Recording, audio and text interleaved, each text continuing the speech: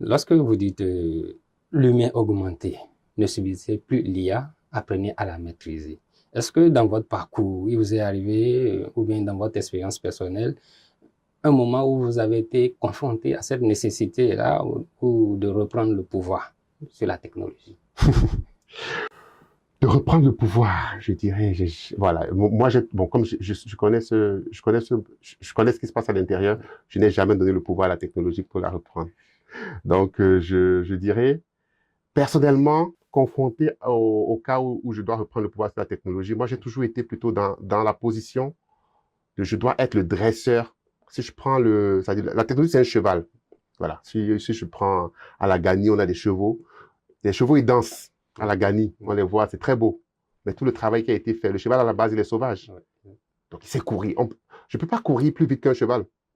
Donc, je ne vais pas m'amuser à vouloir courir plus vite qu'un cheval. Si je commence à dire que le cheval, je veux courir comme un cheval, je vais perdre.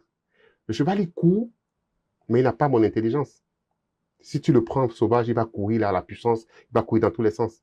Si à la Ganie, un cheval qui n'a pas été entraîné, il va blesser des gens. Qu'est-ce qu'ils font? Ils prennent des chevaux, ils les dressent, le cheval devient docile. Ensuite, un cheval docile, ils vont lui apprendre à faire des pas. Et à la fin, c'est beau, on voit le cheval à la Ganie qui danse, on tape, il danse, il soulève un pied. Donc ça, ça c'est un très bon exemple. Donc moi, je me considère comme un dresseur de cheval. L'IA, c'est le cheval, c'est la bête, c'est la force, c'est la puissance, c'est la capacité. Donc, il ne suffit pas de dire, ah, le cheval est puissant, moi, j'ai un cheval. Non, si tu prends un cheval qui est puissant, tu ne dresses pas, tu auras une puissance que tu ne vas pas utiliser. Tu peux pas dire, ah, le cheval est venu, il court, je vais commencer à courir contre lui parce que je suis trop fort. Tu vas t'essouffler. Le cheval est là, il a sa puissance, mais je suis l'humain. Donc, je vais le dompter, je vais l'entraîner, je vais lui apprendre les pas.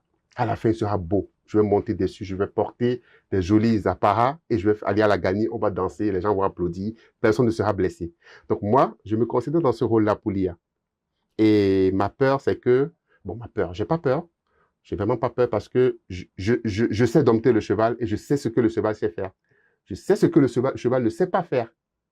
Et je sais en quoi qu'est-ce que je dois faire. Donc, c'est le but de ce livre-là, c'est de permettre à chacun d'avoir ce cheval, de prendre ce cheval qui est lié à là, ce cheval sauvage, brut, puissant, et de le transformer en un cheval qui vient danser à la Ganie et que tout le monde apprécie. Parce que derrière, le cavalier est beau, le cavalier le maîtrise, le cheval est en harmonie et finalement, le cavalier est un humain augmenté grâce à son cheval. Bon, alors, l'IA, c'est une opportunité énorme. Bon, j'ai pris l'exemple du cheval, mais c'est plus qu'un cheval. C'est un cheval à plusieurs têtes et à plusieurs pieds. Voilà. Donc, c'est vraiment puissant. C'est une opportunité énorme, énorme. C'est vraiment un changement majeur technologique, un peu comme la révolution industrielle avait eu lieu. Les machines avaient été, on a créé les machines. Là, on est vraiment à une étape importante. Donc, le premier message, c'est déjà, on ne peut pas considérer que rien ne se passe. Celui qui ferme les yeux ou bien qui dit non, c'est un buzz, il sera dépassé. Maintenant, l'IA a des capacités énormes. Donc, vous avez parlé de créer un film ou même qui écrit des scénarios. Oui, c'est parce que l'IA, c'est un algorithme mathématique. C'est un ensemble d'algorithmes mathématiques. Moi, je vous parle de l'intérieur, qui a la capacité de générer des réponses parce qu'on l'a entraîné sur l'ensemble des données que l'humanité existe, qui existent dans l'humanité, numérisées.